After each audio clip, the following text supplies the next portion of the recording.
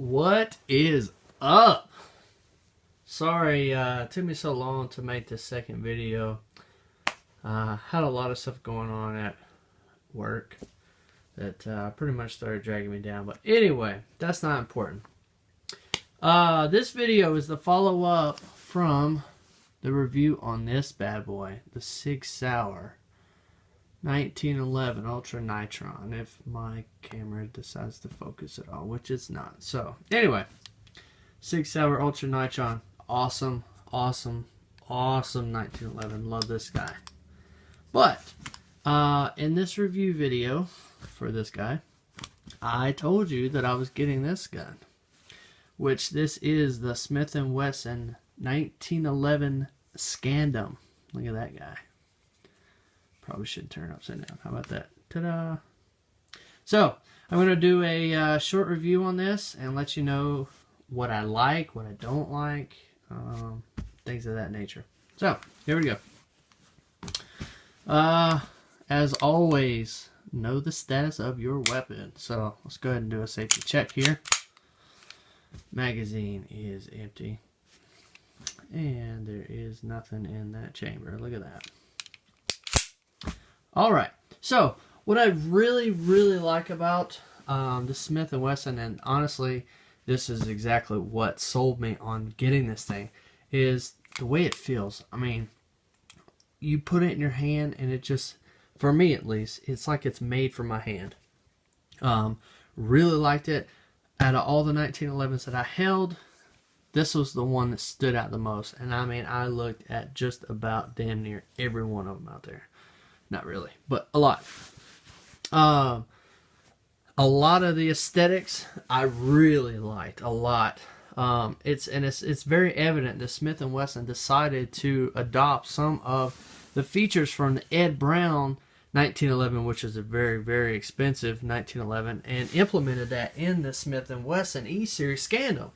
And for a price point of about $1,200 to $1,500, obviously I got my law enforcement military pricing on this, but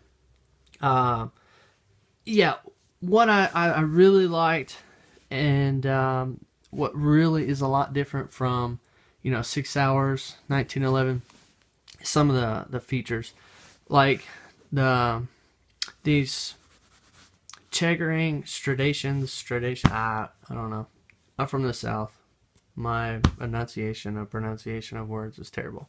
These guys, these little grips up here, I really like the fact that you have some on the front and the back. For me, I do not like having my hands anywhere near this ejection port at all.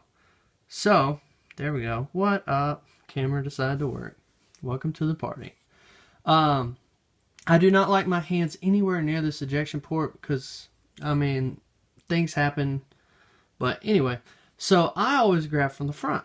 For me, I put my thumb here, the rest of my hand at the front, hands away from that, and I just go back. That's great, awesome. But you look here, as most firearms are, they only have it on the back. You know, and it's not a big deal breaker, but you know, for me, I really like that. So, one, that's one I really like. Number one. Two, I really like how the trigger assembly is milled out. I really like the 3-dot approach to it. The Sig Sauer is nice, don't get me wrong. This is very nice, elegant, but I like this design better. Second thing is the weight difference. I mean, this little guy is a lot heavier than the Smith & Wesson. I mean, I shouldn't say a lot, but it's noticeably different when it comes to weight. So, and that comes from the Scandium frame. So again, you know, another selling point for me. Getting back to these little guys though, sorry, I should probably hold it up here. You have it on both sides. What up? Good job, Smith & Wesson. And I will say this, I was kind of on the fence about buying a Smith & Wesson because they just don't do anything that really impresses me. But when I saw this weapon in person, I was really floored by the attention to detail that they put into this firearm. And again, getting back to my previous statement, they did do a lot of implementations from the Ed Brown 1911. And I'll get into that right now. One thing is this round butt. A lot of the Ed Browns, I shouldn't say a lot, but some of the Ed Browns had this round butt, and I really like that, especially for concealed carry. You know, it doesn't print as bad, and it's just more comfortable. Whereas you see on the Sig Sauer 1911, it's straight. There we go. It's straight. It's kind of just... But this one's nice. It's smooth. It's rounded. And like I said, it's just a lot better, in my opinion, for concealed carry to have the rounded butt.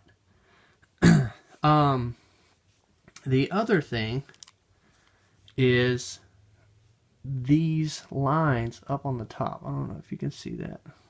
Let's see. Let's see if we can get it to focus. Okay. So you have these lines here.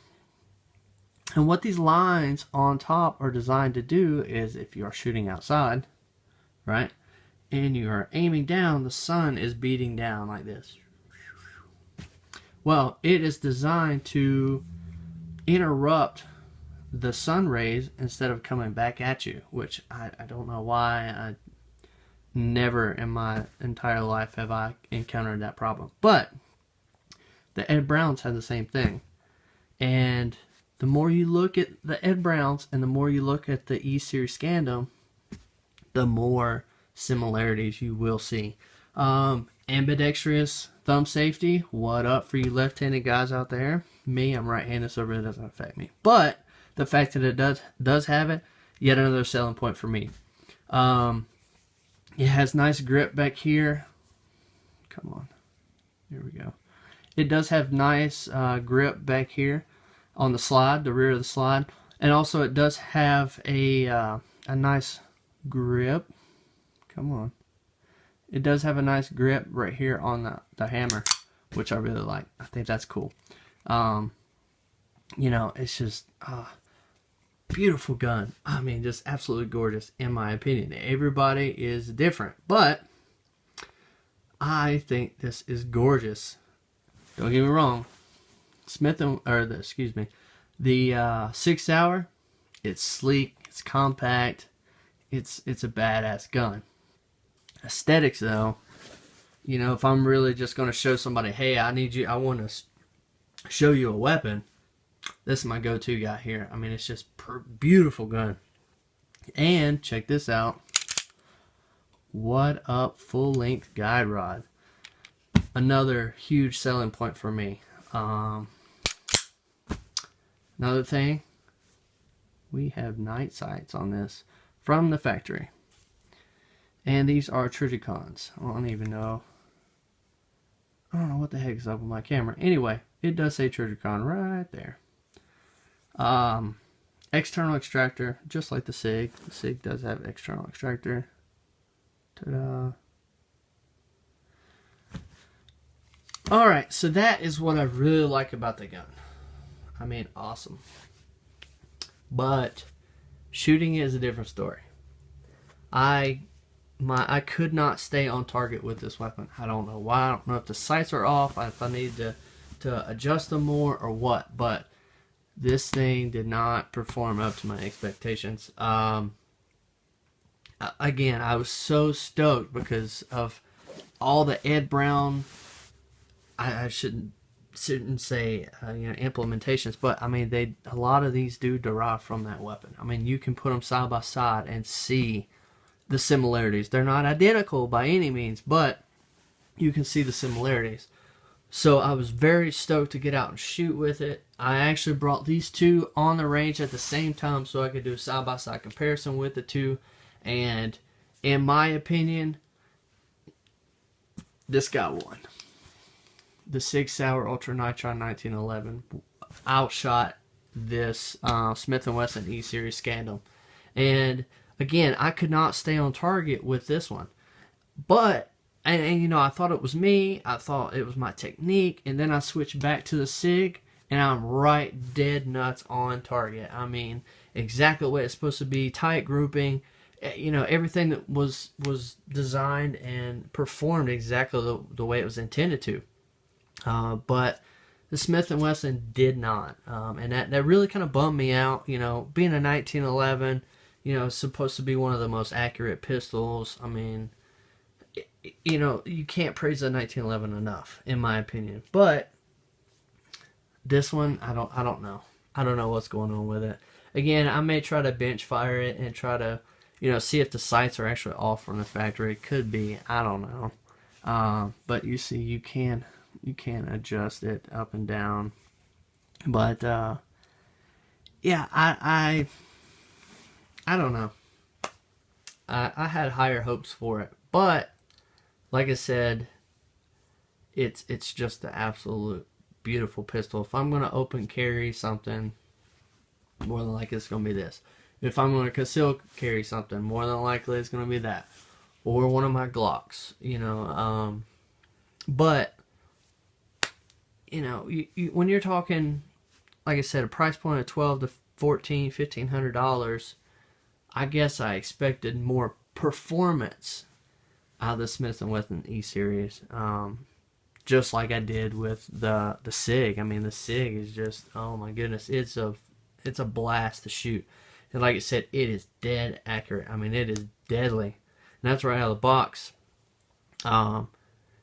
I tried different ammo. I didn't have any failure to feeds, failure to jacks, anything like that with this, or with the SIG for that matter. But, yeah, I just wasn't very happy with this. And maybe it just needs some more rounds through it. I don't know. But, you know, I'll continue to shoot it. I mean, I paid the money. I got it. You know, it is what it is. But, you know, it wasn't as accurate as I was really hoping it was going to be. But, anyway, so I think I pretty much talked your head off now about this firearm.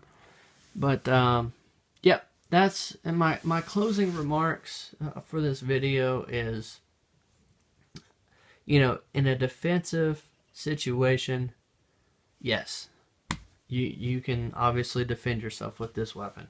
But I am a big fan of more accurate firearms, and you know, to each in their own. Some people you'll get mixed reviews. Some people even say use a friggin' 22, but I'm sorry, I'm not going to defend my life with a 22. But I think I would choose the SIG. I think I would choose the SIG if I really had to. Just because something looks good, it has a lot of features, yada blah, yada blah, is one thing. But if my life's depending on it, I want to know without a shadow of a doubt that wherever I aim this thing, it's going to go. So, if you got any comments, questions, anything like that, leave it below, and you know, I'll do my best to get back with you. And if there's something else that you guys want to see, again, let me know. You know, I have several firearms, so I enjoy doing this, and hope to make a lot more of these for you guys if this is something you like. So again, like, comment, share, whatever you want to do with it. Bash me, I don't care. I'm not going to lose sleep over it, but let me know.